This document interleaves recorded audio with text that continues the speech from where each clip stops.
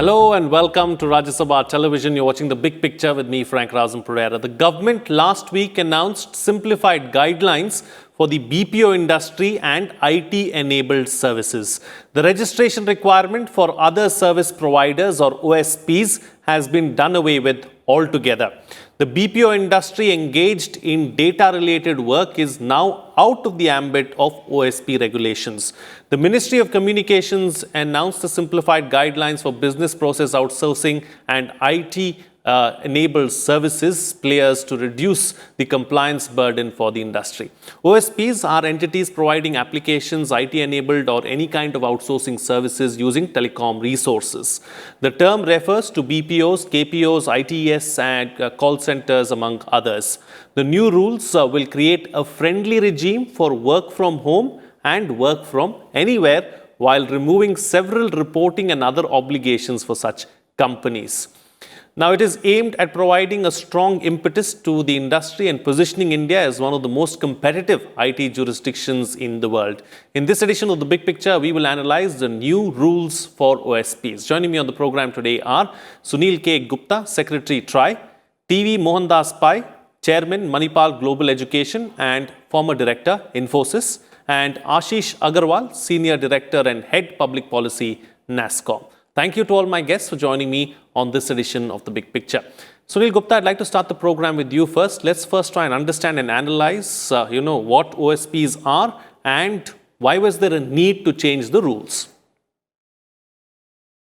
So, this OSP regulations or registrations was considered long back. And at that point of time, there was a very different requirement on the networks. The possibility of misuse of the network was very high. The monitoring mechanism available were limited, and a lot of development has taken place. You will recall earlier there has to be an excess deficit charge, and that happens to be quite high. So always there was a balancing required, whether some flexibility given to the OSPs will be misused by bypass of certain telecom and other things. And because of that, certain type of regulatory embargo was always kept there. But as we passed in the time frame, all these things are irrelevant at this point of time. And therefore, there was a requirement to review it drastically and see that flexibility is given to other service providers so that they can perform well. And we had to understand that the level of employment being provided by the OSPs and ITSPs is pretty high. The flexibility which is available to work anywhere from India or work from home are very common nowadays, and therefore any embargo putting certain conditions that you cannot work from home or anywhere in India is absolutely misnomer at this point of time. So as TRI, we examined all various issues which are having adverse impact on the OSP industry as a whole, what type of conducive environment has to be created for them, and how we can make an environment where OSPs can flourish and do a lot of business for India. That was our consideration.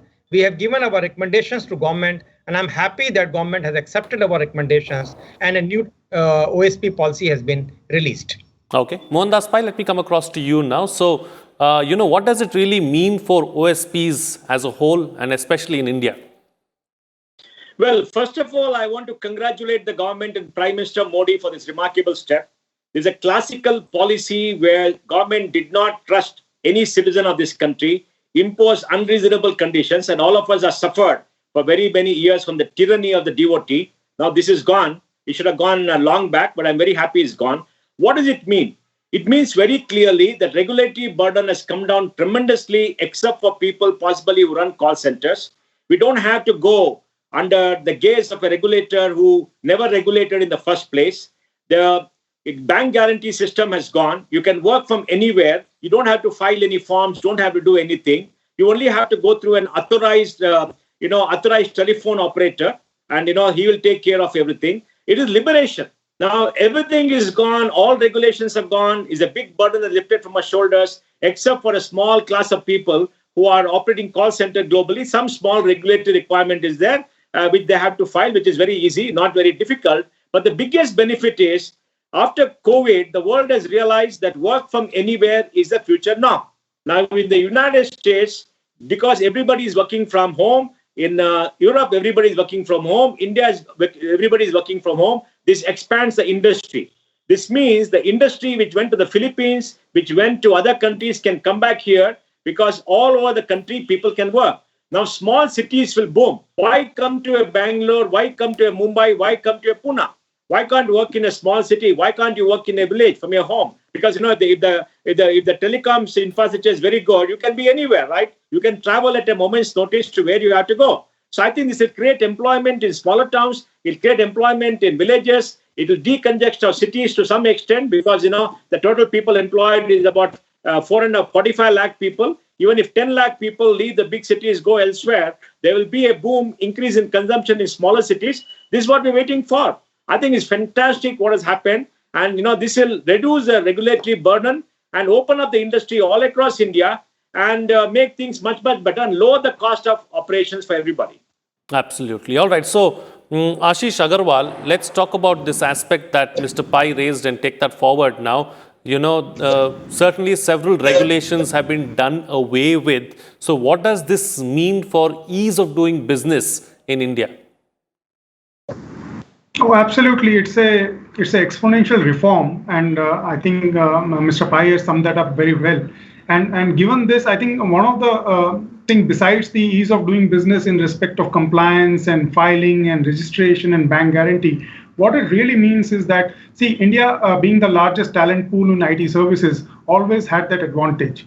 Now, it's about really ability to call on that talent at will and scale up rapidly. Now, given that you can do only so much in Bangalore, so much in Gurgaon, and so much in Pune, and so on and so forth, what this does is that just in terms of remote working, it allows you to have employees out of Northeast. It allows you to have, for example, women working, wanting to work part-time to work from their home, and so on and so forth. So I think just in terms of leveraging talent on a pan-India basis, scaling up rapidly, that's something that's going to be possible. I mean, we are a $191 billion industry. About roughly 40 billion of that is BPM, and if we employ 4.4 million people, about that 2 million are just BPM employees. So if you look at this over the next 10 years as an industry, we are thinking our revenue should be $500 billion, which is not something a pie in the sky. It is achievable. So in that journey, there are certain milestones in terms of policy interventions where government can certainly help. So given the fact that the opportunity for us, while we are big and the leader in the world, is still very high. So just for example, currently about global 55% of the sourcing business is done by India. But on the other side, 40% of the global capability centers, these are large firms who are multi-country operations who have India as their hub for doing the back office. 40% of that industry is still not in India. So the opportunity is huge. So I think what this does is that it sets us on a kind of a way forward on all of this. And lastly, I think if you look at the fact that while the mature and larger IT enabled services companies are probably already there at some level, the next wave of startups on remote solutions, on tech solutions, which is going to happen, because see, when this OSP thing started, it was the BPO, the call center. Now India has moved into value added services where there is a lot of work which is not voice, which is just data. But the OSP terms and condition never had that clarity that who is covered and who is not covered. So by excluding all non-voice entirely from data, I think it's given a huge clarity to the industry. Absolutely. All right. So, Sunil Gupta, let's talk about another aspect now. Clearly, as mentioned by all of you, this is going to ensure that people can work from the comfort of their homes, stay back in their hometowns. Clearly, an impetus as far as tier 2 and tier 3 cities are concerned.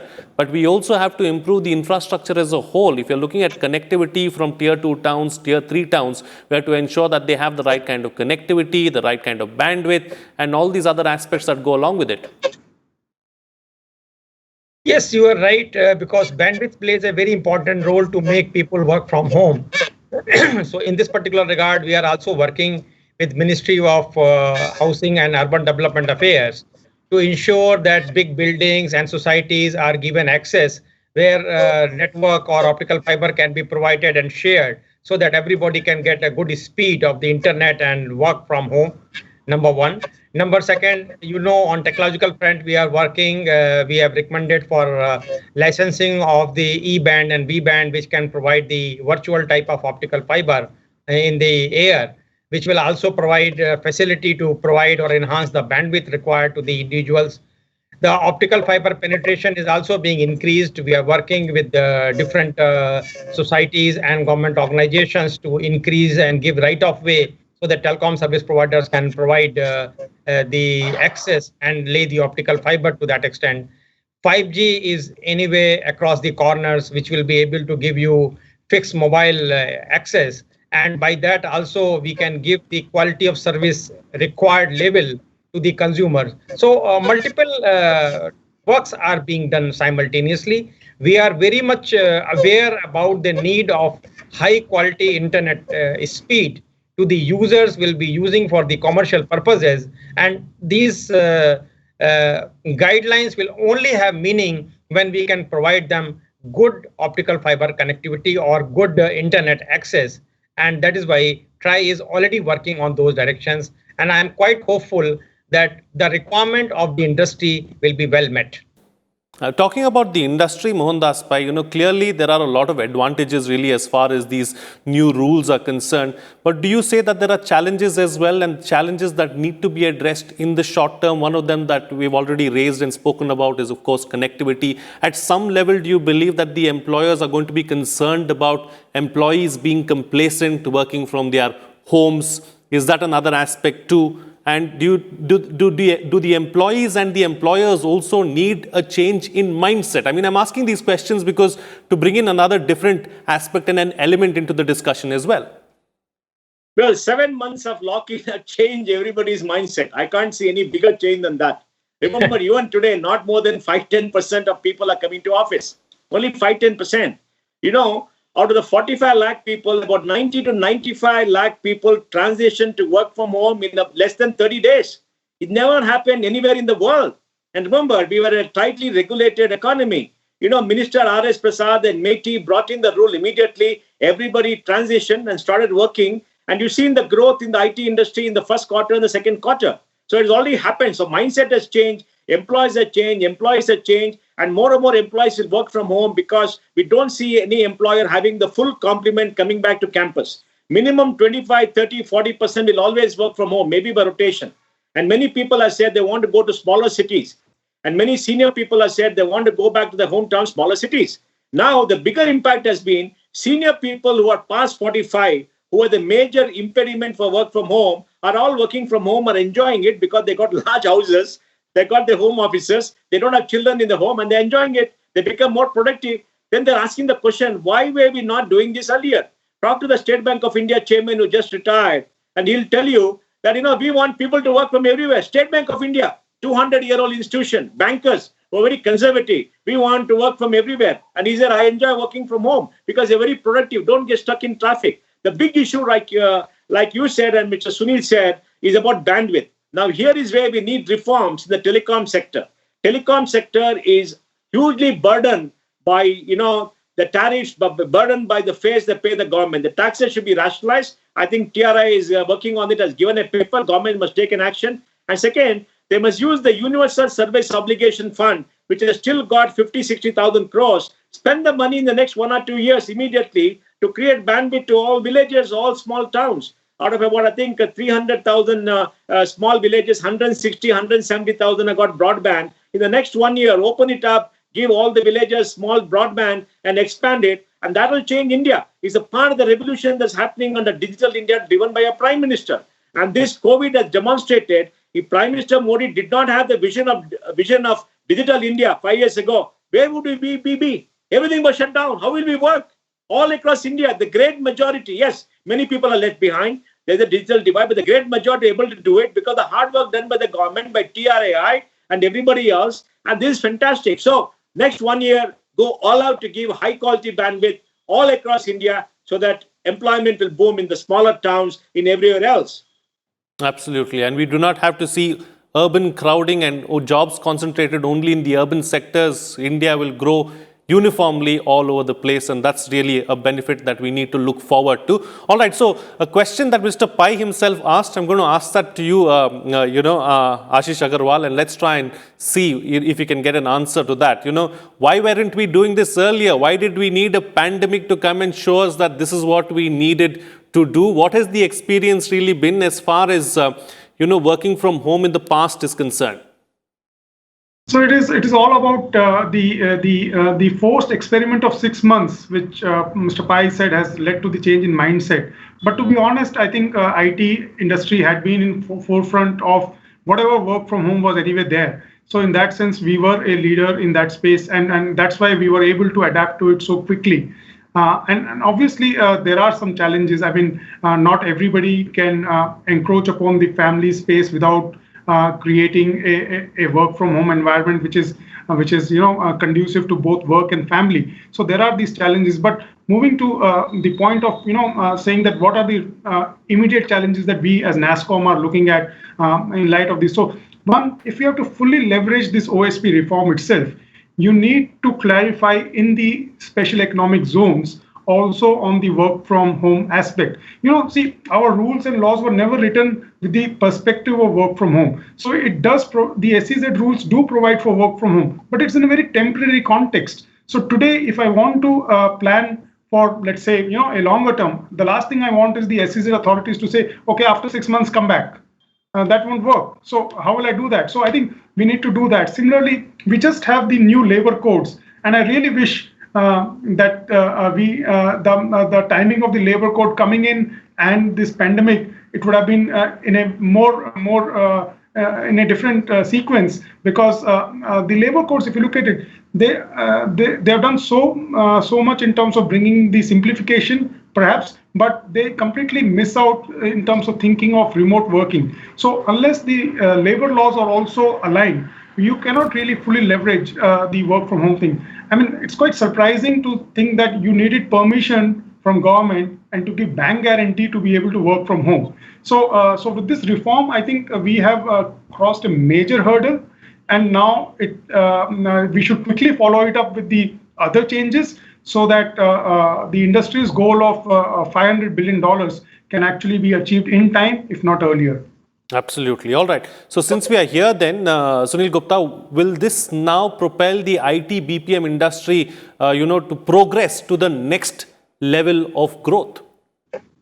I have no doubt on that. It will definitely progress on that. Everything is ripe, as pointed out by my co-panelist here, that there was certain limitations with the regulatory framework where they were not allowed to work from home. If at all it has to be given bank guarantees on that.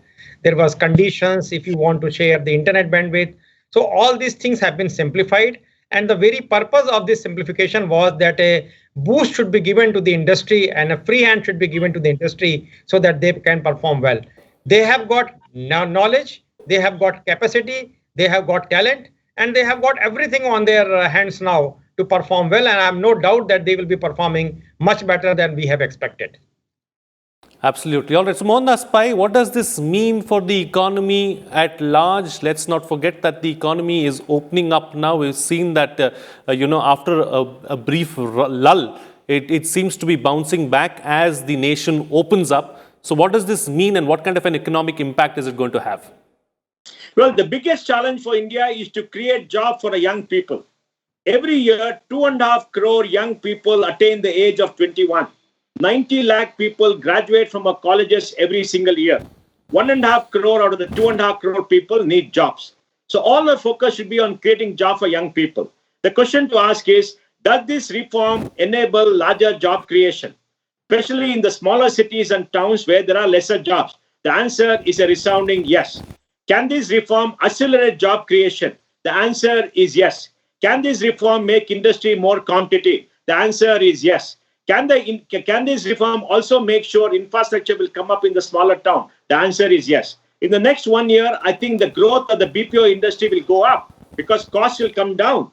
The cost of operating in smaller cities is less. You don't have to give a transport system. For example, you'll be very surprised. A very large part of the cost of a person in the BPO industry was transport. If you work in a night shift, every time you have to have a vehicle to pick them up and drop them back at home, it costs a lot of money. And in some cases, much more than what they got paid. Then you put them in a campus. Then you've got to provide all the facilities. You don't have to do so much. And for the employee, it's easier to work from home, right? You can pay them a home work from home allowance. Give them an allowance for power. Give them an allowance for the bandwidth. Bandwidth costs are very low in the country, and do that. Once industry understands all this, they will get more business. They will be competitive, and they'll have more surpluses, and they'll pay the employees better. So I foresee a higher pay for employees in future if they work from home with special allowances. So I think it's a big, big plus, and more jobs will be created in the next 1 year. You will see a boom. Absolutely. All right. So, Ashish Agarwal, is there scope for more changes in the near future? What more needs to be done going forward?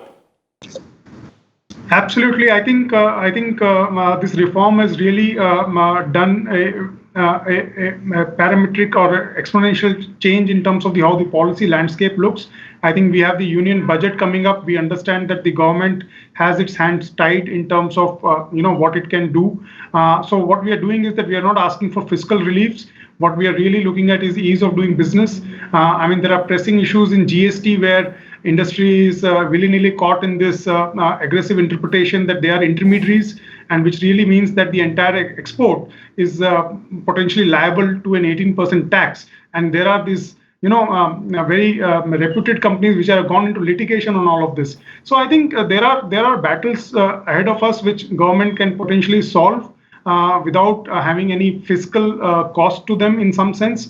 And like I mentioned earlier, we are looking at the SEZ clarifications and really the labor reform. So I think what has happened after this is that even when we are talking to the government, they are really pushing us also to work hard on these reforms, and we do see some of this coming together. So this is really setting up the industry for success. And not to forget, on the point of economy, since we are largely an export-led economy, I think we also offset a lot of the import in terms of the balancing of the budget. So I think it's a great win for the nation. All right, it's time now to get closing comments from all my panelists with the best way forward, starting first with you, Sunil Gupta. Yeah, in short, I can say it's a very good move by the government, and it will definitely help everyone in the sector, be it entrepreneurs, be it individuals, be it the job creation, be it the telecom service providers, because they will also get a lot of more because of the more consumption of bandwidth. So it's a very good move forward. Certain issues are there which needs to be tackled in the time-bound manner, and that will give further boost to the industry. Absolutely. Mr. Pai. Well, I think let us also congratulate TRI for this fantastic reform. All through, TRI has been reform-minded. If you read all the papers, they've always stood for reforms, opening of the economy, etc. They supported everybody. Congratulations to them and thank them. Well, like Ashish said, two things.